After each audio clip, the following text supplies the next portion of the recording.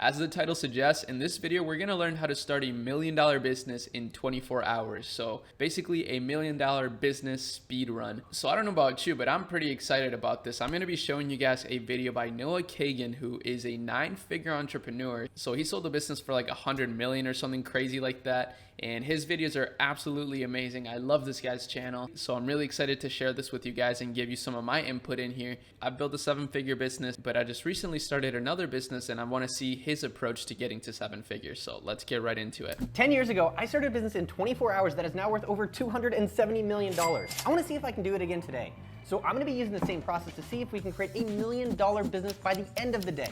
Now the first step up, brainstorming ideas.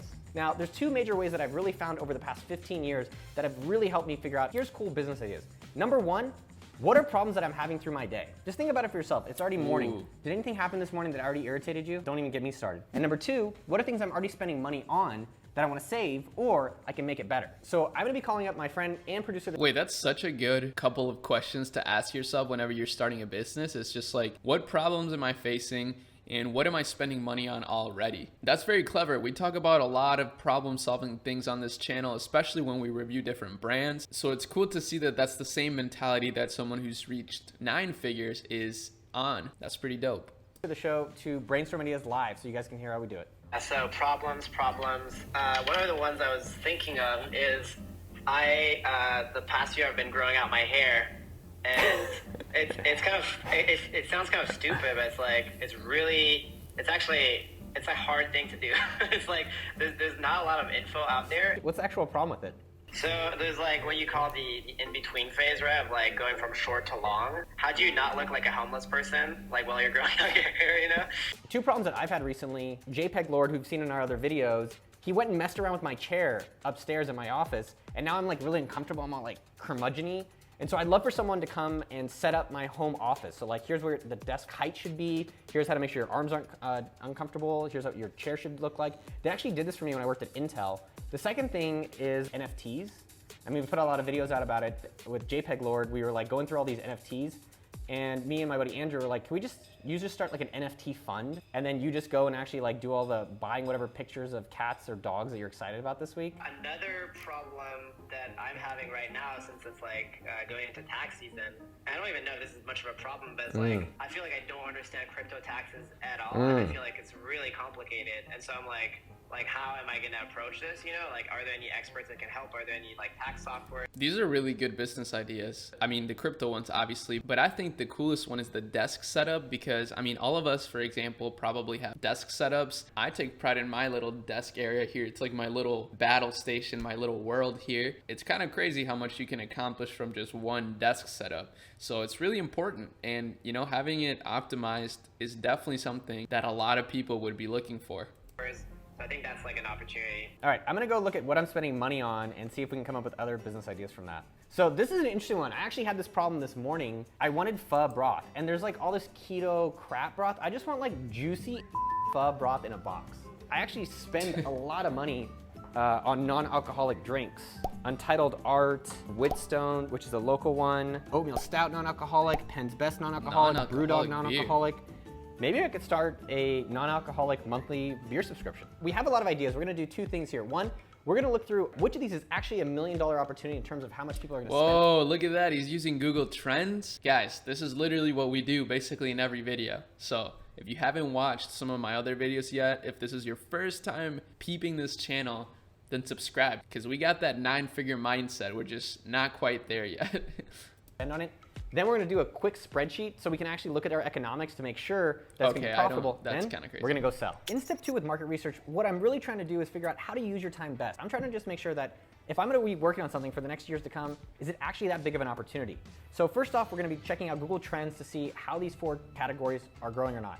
And as you can see, crypto taxes is blowing up. Non-alcoholic beer definitely blowing up, and desk setup is definitely a huge rise. Those are all so good. With COVID. Next up is gonna be Google Keywords. So you go to Google Keyword Planner and type in these different terms. Now, again, this doesn't give you customers, this doesn't guarantee you business, this just makes sure that you're not wasting time and you're working on a big opportunity. Crypto tax is gigantic, desk setup is gigantic, non-alcoholic beers is gigantic, pho broth by itself I think would be a hard sell. So next up, we're gonna be looking up the TAM, total available market. So it's gonna be specifically like how many people are interested in it, is it a growing industry or not, how much do they generally spend, and that will give us our TAM, total available market. Now that we know that there's gonna be $1 million or more worth of business that I can generate. That's so interesting. Guys, I've said this before, I actually learned this from a completely different source, but the market opportunity that you're pursuing is so important in the success of your business, or at least in the likelihood of success of your business. So if you're going after a market that's dying, for example, chances are it's going to be a lot harder to make your business successful. It's going to be like an uphill battle, right? So if it's like a decreasing trend, you kind of got to fight uphill. But if it's a trend that's booming and it's only getting better and bigger, then basically you're just booking it down the hill, and it's going to be a lot easier, even if you have a really shitty offer. But ideally, if you have like a really good offer and a great market and a great service, like you're going to make it big time. Let me actually look at how much I would have to sell to make this $1 million profit for myself. So in the desk setup, it's 200 bucks. I think labor cost is gonna cost me about $100 per person to do this. Hopefully I can sell 3 of them today. Not bad if I can get those margins. Non-alcoholic beer, it's $40, probably plus shipping. It's gonna be really expensive. For my Juicy S Flood Broth, I would have to sell 37 of them to hit the same numbers. That is definitely harder. What's nice about the crypto taxes is that it's a labor cost. I'm personally just not that excited to go and help people do crypto taxes. I also think like Coinbase and Coin Tracker have services like that that do that. For me, I'm just gonna go with the home office setup. It's something that honestly I want for myself. Crypto taxes, I feel like there's a lot of other options out there that can satisfy that problem. Why get customers first? If we can see that we can get the customer first from the things we're excited about, we know that when we do these other things like build a website, maybe use Shopify or appsumo.com, we know that it's gonna ROI for us and worth our time. So all this is about is saving money and time to find out what do people actually want. That's so smart. What I'm gonna do is I'm gonna do 2 things right now. I'm in a text group with a bunch of other guys. And guys, you can do this for those of you that are, into dropshipping. I mean, a lot of, the majority of you are here for dropshipping and whatnot, even though we cover a broad range of business stuff on this channel at this point. But this is where you can actually use the dropshipping model efficiently. Like, you could test products from AliExpress just to see if you're gonna get sales. And then if you do get sales, then you can just refund those products and find a better supplier. If you don't want to go through AliExpress, I mean, obviously you could go through AliExpress, but it's not going to be the best approach unless you have a really good supplier. That's definitely always a possibility. But it's cool that a lot of people take this approach of like building a minimum viable product, just trying to get customers right away to see if anybody even cares to buy it, and then moving on to improving it. That's cool. That are in startups in Austin. I'm gonna actually just post as a question, hey guys, working on an idea, home office ergonomic setups, making sure your desk is super comfortable. Anyone else interested? So now we're actually gonna see if some of these guys are interested in it. And it's gonna be a little weird, like probably none, but maybe some. Now, one thing when you're doing any of these $1 million weekend or starting a content business or starting a service business or a website business, some of these things are passive. But posting sometimes when you just post it and you're kind of like, well, let me just, post and pray. I don't recommend that. So what I'm gonna encourage you to do is actually just FaceTime people. Oi! You have a bunch of people that work for you at home, like at their home offices. So what I found super annoying at home working here is that what do I have the right desk and right chair, right setup? Is that something that you ever face as like an issue when you're working at home? Yeah, I mean, I set up my office, but we also give a home office stipends when people start working, in the first few months, so that they can buy like a desk and a chair and stuff. So it's not something that you would pay another company to go and help set up your people's I mean, not on my size. Whoa, it's Lex Luthor's accountant. What's going on? You have 2 minutes? How well do you feel like your home office setup is optimized for being comfortable? Like your desk and your chair and the positioning of everything? I take that very seriously. In fact, I can just show you right here. I mean, it's not all set up, but yeah, I got 2 desks over here for working, so someone can work next to me. I got a little podcast studio set up. Dude, that's a great office setup. I want to hire someone to come over and do a home office comfortability review. I don't know if I would pay for it, but I'm sure a lot of people would because they have back pain and all that kind of stuff. Just because these people don't want it doesn't mean that other people don't want it. Not everyone is going to want your product, and that's a great thing. I got a quick update from that other group. They said, you should never have a budget. Will it be better than Herman Miller? And then I think I need to clarify, looking more to hire experts to come review your home office setup, make sure super comfortable. Joe, do you have 1 minute for a quick pitch? Yes, thank you, Joe. Do you work at a desk? Yes. So I'm hiring people for $200 to come optimize my setup, and they make sure that I have all the right equipment. Is that something you're interested in? Yeah, I think about that. As far as I've got one of those stand-up desks. It's got the different positions, and I've wondered what is ergonomic, ideal. All right, so would you PayPal, Venmo, Bitcoin send me $200 right now? Do they do 150? I can do 150. Paid $150 by my homie, Joseph Kelly. Ayo, Nice. you work at home, yeah? That's crazy. And in lifts all around the world. And you work in lifts. Have you had someone come over and actually optimize your setup and double check everything for you? No, that would be very helpful. Is that something that you would pay $200 today to have someone come in the next week or two to actually review everything to make sure that you're comfortable you do this 8 hours every single day? Heck yeah. You don't have to. You literally don't have to. I'm just saying, like, this is something I'm gonna pay for myself, and I wanna see other friends who work at home if they're interested in it. Why not? Let's go for it. Another payment, $200. Wow. You guys see how like the wheels are turning? It's not me trying to call and be like, you need to buy this and you need to do this. I'm like, yo, you sure you want this? Now, This is so cool. This is like business in its most fundamental level, like just literally calling up the people you know, trying to get some sales, and then, you know, obviously expanding from there just to see if there's even interest. Like, this is so cool. one thing you might be wondering is like, hey, your friend paid you money. Are you gonna deliver it?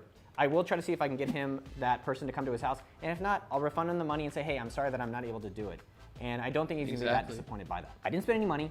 I didn't build a website, and I've already made about $350 so far today. Let's actually go ask one of my neighbors to see if this is something he would want. How do you feel about your home office setup? Like about your chair position, your desk? Do you ever find it uncomfortable? Occasionally, yes. Have you ever thought about having someone come over and actually like optimize your desk, like what kind of desk maybe to get, or the chair, or anything like that? Yes, but it has to be wife approved. Who controls all furniture decisions?